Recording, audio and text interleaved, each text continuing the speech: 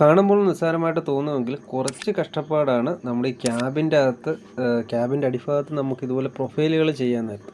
Profile ചെയ്യുമ്പോൾ കാരണം ഇതിൻ്റെ അത് സ്ക്രൂവോ കാര്യങ്ങളോ ഒന്നും ചെയ്യാൻ പറ്റത്തില്ല.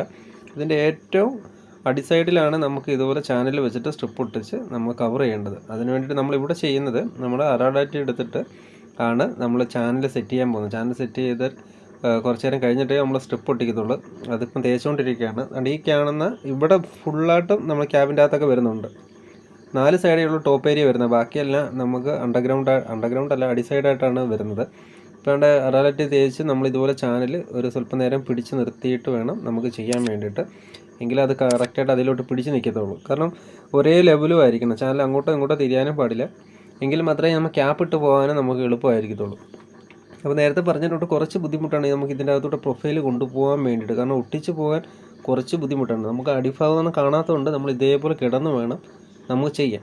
പക്ഷേ നമ്മൾ ചെയ്ത് കഴിഞ്ഞതിന് ശേഷം ഫിനിഷിങ് സ്റ്റേജിൽ അത് കാണാൻ പ്രത്യേക ഒരു ലുക്ക് തന്നെയാണ്. അപ്പം പ്രത്യേക ലുക്കിന് വരുന്നതിന് മുമ്പ് തന്നെ കുറേ കഷ്ടപ്പാടുകളുണ്ട്.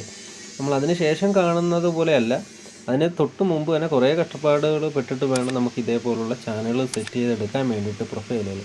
പക്ഷേ ഇതെല്ലാം ഫിനിഷിങ് കഴിഞ്ഞതിന് ശേഷം കാണുമ്പോൾ അന്യായ ലുക്കാണ്. ഈ കിച്ചൻ്റെ അകത്ത് ഫുള്ളും ഇതേപോലെ പ്രൊഫൈൽ വർക്കുകളാണ് വരുന്നത്. ഇതിൻ്റെ ഡ്രൈവ് വരുന്നത് ആ ക്യാബിൻ്റെ അകത്ത് തന്നെയാണ് വരുന്നത്. ആ ക്യാബിൻ്റെ അകത്ത് ഒരു സൈഡിലാണ് നമ്മളത് ഹുക്ക് ചെയ്ത് വെച്ചേക്കുന്നത്.